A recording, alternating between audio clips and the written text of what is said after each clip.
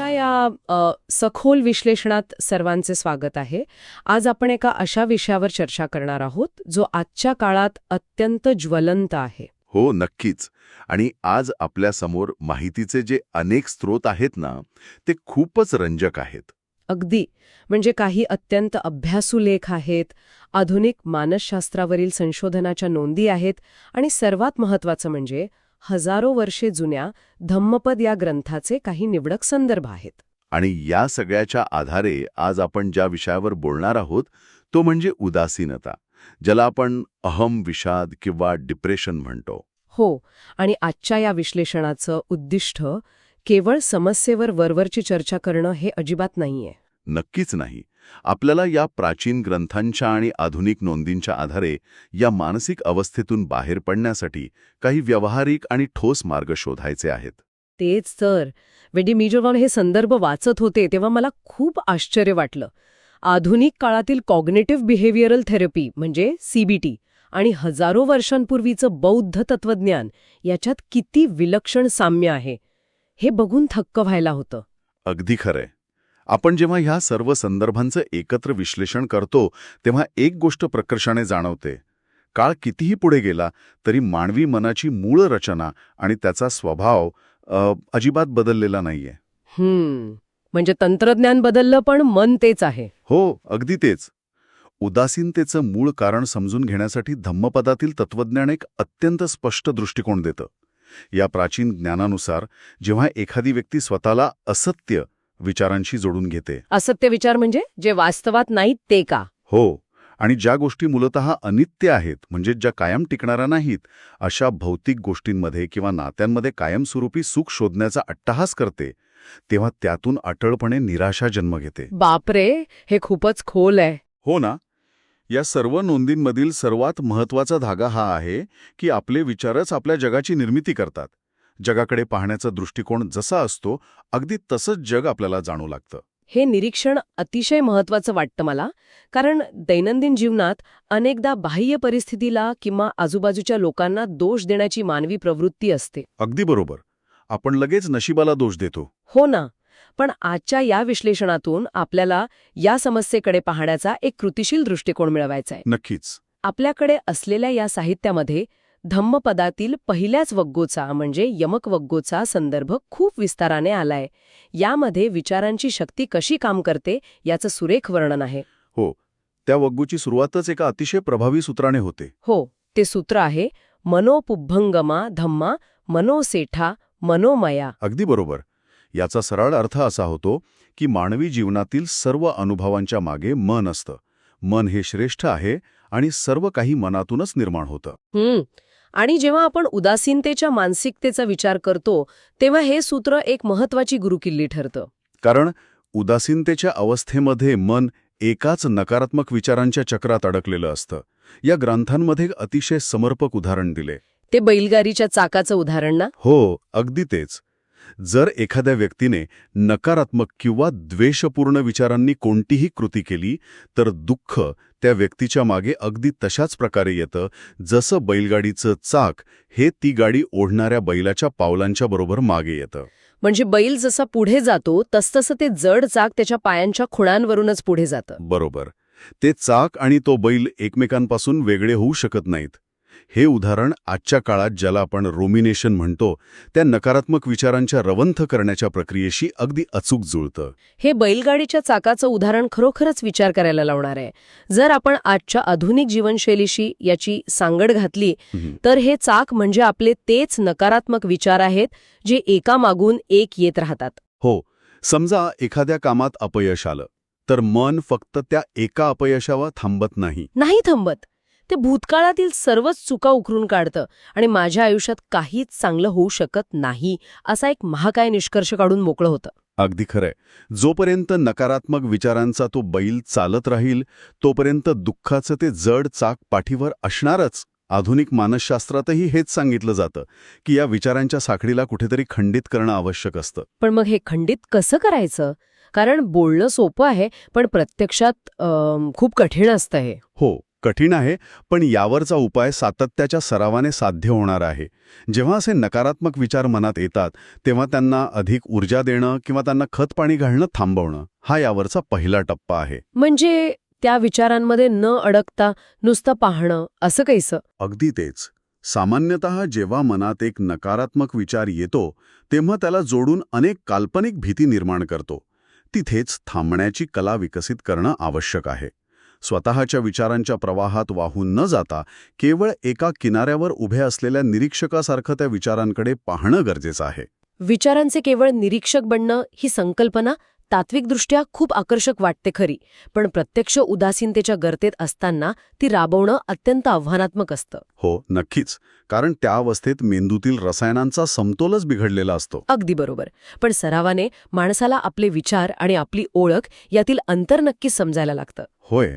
आता याच विश्लेषणाला पुढे नेत असताना आपण एक अत्यंत व्यावहारिक आणि शारीरिक लक्षणाकडे वळूया, ज्याचा उल्लेख आपल्याकडील संशोधन साहित्यात वारंवार आला आहे. तू त्या शारीरिक जडत्वाविषयी बोलतीयस का? हो, कारण उदासीनतेमध्ये केवळ मानसिक पातळीवरच संघर्ष नसतो, तर एक प्रचंड मोठी शारीरिक जडता, आळस आणि निरुत्साह माणसाला घेरून टाकतो. अंथरुणातून बाहेर पडणं किंवा अत्यंत साधी दैनंदिन कामं करणंही नकोसं वाटतं. हो, ही खूप सामान्य लक्षणं आहेत. या समस्येवर धम्मपदातील अप्पमाद वग्गो हा दुसरा भाग अतिशय महत्त्वपूर्ण प्रकाश टाकतो. या भागात अप्पमाद ही संकल्पना अत्यंत विस्ताराने मांडली आहे. हो, अप्पमाद या शब्दाचा अर्थ आहे जागरूकता किंवा सावधपणा, आणि त्याच्या अगदी विरुद्ध टोकाची संकल्पना म्हणजे पमाद, ज्याचा अर्थ आहे आळस किंवा दुर्लक्ष. या प्राचीन साहित्यात एक अत्यंत भेदक विधान आहे. अप्पमाद हा अमृताचा मार्ग आहे आणि पमाद हा मृत्यूचा मार्ग आहे. मृत्यूचा मार्ग म्हणजे शारीरिक मृत्यू की अजून काही? येथे मृत्यू या शब्दाचा अर्थ केवळ शारीरिक मृत्यू असा होत नाही, तर जेव्हा एखादी व्यक्ती जिवंत असूनही मानसिक आणि भावनिकदृष्ट्या पूर्णपणे बधीर होते, तिच्यातील जगण्याची उमेद संपते, तेव्हा ती अवस्था मृत्यूपेक्षा वेगळी नसते. बापरे, हे खूपच अंगावर येणारं आहे, पण तितकंच खरं आहे. हो, उदासीनतेमध्ये हीच पमादची म्हणजेच पूर्ण जडत्वाची अवस्था निर्माण होते, जिथे कशातच रस उरत नाही आणि कोणतीही कृती करण्याची प्रेरणा नष्ट होते. हा मुद्दा अत्यंत कळीचा आहे, कारण जेव्हा मन भूतकाळातील एखाद्या दुःखात पूर्णपणे अडकलेलं असतं आणि शरीरामध्ये साधी हालचाल करण्याचीही ऊर्जा उरलेली नसते, तेव्हा केवळ सकारात्मक विचार करा असं सांगणं पूर्णपणे निरुपयोगी ठरतं. अगदी, ते कामच करत नाही. अशावेळी शारीरिक पातळीवरून सुरुवात करणं मला जास्त तर्कसंगत वाटतं. जेव्हा प्रेरणा शून्य असते तेव्हा कृतीतून प्रेरणा निर्माण करावी लागते. यासाठी बुद्धांचे एक अत्यंत प्रभावी सूत्र या नोंदींमध्ये आढळतं, उत्थानवंतो. हो, उत्थानवंतो म्हणजे सतत प्रयत्नशील राहा किंवा उठून उभे राहा. म्हणजे जेव्हा काहीच करण्याची इच्छा नसते तेव्हा अंथरुणातून केवळ उठून बसणं किंवा उभे राहणं हा देखील एक मोठा विजय असतो ना. अगदी अचूक. मन आणि शरीर यांच्यातील दुवा अशावेळी अत्यंत प्रभावी ठरतो. जेव्हा मन एका जागी साचून राहतं तेव्हा शरीराच्या हालचालीतून त्या साचलेपणाला तोडावं लागतं. जाणीवपूर्वक वर्तमानातील अत्यंत छोट्या छोट्या कामांमध्ये स्वतःला गुंतवणं हा यावरचा एक ठोस उपाय आहे. सकाळी लवकर उठून निसर्गात थोडा वेळ चालणं हा उपाय वरवर साधा वाटत असला तरी त्याचे परिणाम सखोल असतात. कारण निसर्गाचा अनित्य स्वभाव आणि शरीराची लयबद्ध हालचाल या गोष्टी आळसाच्या जाळ्याला तोडण्यासाठी खूप मदत करतात. हो, शरीराची छोटीशी कृती मनाला वर्तमानात ओढून आणते आणि भूतकाळातील दुःखाची पकड थोडीशी सैल करते. म्हणजे एका अर्थाने कृती आधी करायची आणि प्रेरणेची वाट पाहत बसायचं नाही. अगदी बरोबर. शरीराच्या एका छोट्या कृतीतून मनाला मिळणारी गती हे चक्र भेदण्यासाठी खूप महत्वाची ठरते. आता या कृतीच्या टप्प्यावरून आपण एका थोड्या व्यापक मुद्द्याकडे वळूया. कोणता मुद्दा? आपल्याकडील साहित्यामध्ये धम्मपदातील लोकवग्गो या भागावर विशेष लक्ष केंद्रित केले. माणसाचा जगाकडे पाहण्याचा दृष्टिकोन त्याच्या मानसिक आरोग्यावर कसा परिणाम करतो याचं हे विश्लेषण आहे. आणि इथे एक अत्यंत सुंदर रूपक वापरण्यात आले. ते राजरथाचं रूपक ना? हो, तेच. एथम पस्सथिमम लोकम चित्तम राजरथोपमम. ह्या ओळीमध्ये या संपूर्ण जगाची तुलना एका राजाच्या अत्यंत सुंदर आणि भव्य सजवलेल्या रथाशी केली आहे. हे रूपक आजच्या जगाच्या संदर्भात समजून घेणं खूप गरजेचं आहे. हे रूपक खरोखरच खूप सखोल अर्थ दडवून आहे. याचा अर्थ असा आहे की जे लोक वास्तवापासून अनभिज्ञ आहेत ते या जगाच्या बाह्य आकर्षणाकडे आणि दिखाव्याकडे सहज आकर्षित होतात. ते त्या सजवलेल्या रथालाच सर्वस्व मानतात आणि त्यात पूर्णपणे अडकून पडतात. पण जे ज्ञानी आहेत ते या दिखाव्यामागील फोलपणा जाणतात आणि त्यामुळे ते त्या मोहात अडकत नाहीत. जर आपण आजच्या काळाशी याची तुलना केली तर हा राजाचा सजवलेला रथ म्हणजे आजचं सोशल मीडियावरील दिखाऊ जीवन किंवा समाजाच्या यशाच्या खोट्या व्याख्या असू शकतात. अगदी बरोबर. आपण सतत इतरांची पसंती मिळवण्यासाठी धडपडत असतो. हो, आणि उदासीनता बऱ्याचदा तेव्हा येते जेव्हा माणूस या जगाला आणि स्वतःच्या अपेक्षांना खूप जास्त गंभीर घेऊ लागतो. त्या सजवलेल्या रथाच्या मागे धावण्यातच आयुष्याचं सार्थक आहे असा एक भ्रम निर्माण होतो. आणि जेव्हा तो रथ मिळत नाही तेव्हा माणूस आतून कोलमडतो. आजच्या समाज माध्यमांच्या युगात हे रूपक किती चपखल बसतं बघ ना. आपण भौतिक गोष्टींना किंवा लोक आपल्याबद्दल काय विचार करतात या गोष्टींना इतकं गंभीरपणे घेतो की जरासा धक्का लागला तरी संपूर्ण आयुष्य उद्ध्वस्त झाल्यासारखं वाटतं. हो, तो राजाचा रथ बाहेरून कितीही सुंदर दिसत असला तरी आतून तो फक्त लाकूड आणि लोखंडाचा बनलेला असतो आणि काळाच्या ओघात तो मोडकळीस येणारच असतो. हे खूप महत्वाचं आहे. जर माणसाने आपली स्वतःची किंमत त्या रथाशी बांधून ठेवली तर रथ तुटल्यावर तो माणूसही तुटणारच. मग या जगाच्या दिखाव्याकडे पाहण्याचा योग्य दृष्टिकोन कसा असावा? इथे सर्वात महत्वाचा उपाय समोर येतो तो म्हणजे कोणत्याही परिस्थितीकडे साक्ष भावनेने पाहण्याचा सराव करणं. साक्ष भावनेने म्हणजे एक साक्षीदार म्हणून पाहणं. हो. आज जे दुःख एका पर्वतासारखं मोठं वाटतंय ते कायम तसंच राहणार नाहीये. बरोबर. कारण या संपूर्ण जगाचा मूळ स्वभावच अनित्य आहे. अनित्य म्हणजे जे बदलणार आहे ते. हो, सतत बदलत राहणं, जुनं नष्ट होणं आणि नवीन निर्माण होणं हाच निसर्गाचा नियम आहे. जेव्हा ही अनित्यतेची जाणीव खोलवर रुजते तेव्हा दुःखाची तीव्रता आपोआप कमी होते. कारण हे दुःखही अनित्य आहे आणि तेही बदलणार आहे हा विश्वास निर्माण होतो ना. अगदी बरोबर. सतत दुःखी राहण्याच्या या मानसिकतेवर मात करण्यासाठी धम्मपदात एक उत्तम सूत्र दिलंय, धम्मपीती सुखम सेती. याचा अर्थ काय होतो? याचा अर्थ असा की ज्याचं मन चांगल्या विचारांचं, ज्ञानाचं प्राशन करतं तो सुखात राहतो. म्हणून जेव्हा निराशा येते तेव्हा मनाला चांगल्या ग्रंथांच्या वाचनात किंवा सकारात्मक विचारांच्या श्रवणात गुंतवणं अत्यंत गरजेचं असतं. यामुळे जगाकडे व्यवस्थपणे पाहण्याचा तो साक्षभाव अधिक दृढ होतो. अनित्यतेचा हा विचार खरोखरच एक मोठा दिलासा देणार आहे. कारण जेव्हा डिप्रेशनमध्ये असतो तेव्हा असंच वाटत असतं की हा अंधार आता कधीच संपणार नाही. पण हे देखील निघून जाईल हा विचार आशेचा एक किरण देतो. हो. आता आपण या विश्लेषणातील एका अशा मुद्द्याकडे वळणार आहोत जो बऱ्याचदा लपलेला असतो, ज्याची फारशी चर्चा होत नाही, पण जो उदासीनतेचे एक अत्यंत प्रमुख कारण असतो. कोणता बरं? तो मुद्दा म्हणजे स्वतःबद्दलचा तिरस्कार किंवा स्वतःचा द्वेष करणं. अनेकदा डिप्रेशनमागील छुपे कारण हे असतं की व्यक्ती स्वतःवरच प्रचंड रागावलेली असते. धम्मपदाच्या सुखा वग्गो या भागात स्वतःशी मैत्री कशी करावी यावर अतिशय मार्मिक भाष्य केले. मानवी मनाची ही एक अत्यंत वेदनादायी गुंतागुंत आहे खरंच. सुखावग्गोमधील एक अत्यंत सुंदर ओळ या संदर्भात मार्गदर्शन करते. सुसुखम वतजीवाम वेरिणेसु अवेरिणो. याचा अर्थ? याचा सोपा अर्थ असा की जे लोक द्वेष करतात त्यांच्यात राहूनही आपण स्वतः द्वेषरहित होऊन अत्यंत आनंदाने जगू शकतो. पण या प्रक्रियेची सुरुवात बाह्य जगापासून नाही तर स्वतःपासून होते. अनेकदा माणसाचा सर्वात मोठा शत्रू त्याच्या आतच दडलेला असतो. आधुनिक मानसशास्त्रात याला इनर क्रिटिक म्हणजेच आतला टीकाकार असं म्हटलं जातं. हो, हा आतला टीकाकार खूपच भयंकर असतो. तो माणसाला सतत त्याच्या चुकांची जाणीव करून देत असतो. अगदी. तो सतत सांगत असतो की तू कशाच्या लायकीचा नाहीस. हा आतला आवाज खरोखरच जगातील कोणत्याही कठोर बॉसपेक्षा जास्त निर्दयी असू शकतो.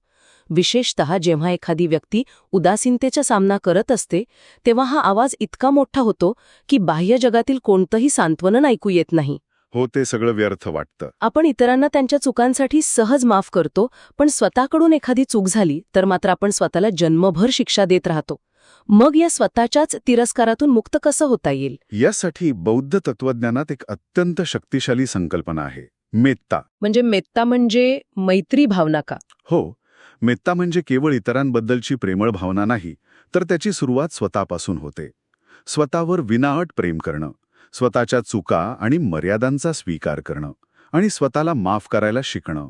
म्हणजे स्वतःचा मित्र बनणं. अगदी. जेव्हा एखादा जवळचा मित्र संकटात असतो तेव्हा आपण त्याला जसा भावनिक आधार देतो तसाच आधार माणसाने स्वतःला देणं आवश्यक आहे. आणि याच्या जोडीला आणखी एक सूत्र अत्यंत महत्त्वाचं ठरतं, ते म्हणजे कल्याणामित्र. कल्याणामित्त म्हणजे काय? कल्याणामित्र म्हणजे अशा सकारात्मक मित्रांची संगत जी व्यक्तीला योग्य मार्गावर चालायला मदत करते. एकांतात हा आतला टीकाकार जास्त सक्रिय होतो, पण चांगल्या लोकांच्या संगतीत राहिल्याने नकारात्मकता दूर होण्यास खूप मदत होते. हे खूपच प्रॅक्टिकल आहे. आजच्या या सखोल विश्लेषणाचा जर आपण एक धावता आढावा घेतला तर एक अत्यंत स्पष्ट चित्र समोर उभं राहतं. हो, नक्कीच. सुरुवातीला आपण यमक वग्गोतील बैलगाडीच्या चाकाच्या उदाहरणावरून विचारांचं चक्र कसं चालतं हे समजून घेतलं. त्यानंतर अप्पमादच्या माध्यमातून छोट्या कृतींमधून आळस कसा झटकून टाकायचा यावर चर्चा केली. आणि लोकवग्गोमधील राजाच्या सजवलेल्या रथाच्या रूपकातून जगाच्या दिखाव्याकडे अनित्यतेच्या भावनेने पाहण्याची कला आपण शिकलो. हो, आणि सर्वात शेवटी मेत्ता आणि कल्याणामित्त याद्वारे स्वतःवर प्रेम करून स्वतःच्या आतल्या टीकाकाराला कसं शांत करायचं हे जाणलं. हे प्राचीन ज्ञान केवळ तात्विक चर्चा नाही, तर रोजच्या जीवनात वापरता येणारे एक परिपूर्ण टूलकिट आहे. अगदी खरंय. या सगळ्या चर्चेचा आजच्या आधुनिक काळाशी असलेला संबंध अत्यंत महत्त्वाचा आहे. कारण आज आपण अशा एका युगात जगत आहोत जिथे इन्फॉर्मेशन ओव्हरलोड म्हणजेच माहितीचा प्रचंड अतिरेक झालेला आहे. हो, सतत काहीतरी नवीन बातम्या आणि सोशल मीडिया चालूच असतं. अशावेळी स्वतःचं मन एका जागी स्थिर ठेवणं हे एक मोठं आव्हान बनलं आहे. धम्मपदातील ही तत्त्व आपल्याला हेच शिकवतात की बाह्य परिस्थिती कितीही गोंधळलेली असली तरी आपल्या आत एक शांतता निर्माण करणं शक्य आहे. नक्कीच. वर्तमानात सजग राहणं आणि स्वतःशी करुणापूर्ण वागणं हेच माणसाला खऱ्या अर्थाने मानसिकदृष्ट्या निरोगी ठेवू शकतं. हे अतिशय अचूक विश्लेषण आहे. या संपूर्ण सखोल चर्चेच्या शेवटी मला एक नवीन विचार सर्वांसमोर मांडायचा आहे, जो या साहित्यातूनच स्फुरलेला आहे. सांगा ना. आजकाल आपण सगळेच आनंद शोधण्याच्या एका सततच्या शर्यतीत अत्यंत वेगाने धावत असतो. पण कदाचित ती शर्यतच आणि आनंदाचा तो सततचा अट्टाहासच आपल्या उदासीनतेचे सर्वात मोठे कारण बनत असेल का? हा खूपच खोल विचार आहे. हो ना. धम्मपदात ज्या राजाच्या सजवलेल्या रथाचं सुंदर उदाहरण दिलंय, त्याचप्रमाणे जर आपण त्या रथाच्या मागे सतत धावण्याऐवजी फक्त तो रथ शांतपणे पुढे जाताना पाहण्याची कला शिकलो तर काय होईल? कदाचित ती शांतता आधीपासूनच तिथे असेल. अगदी तेच.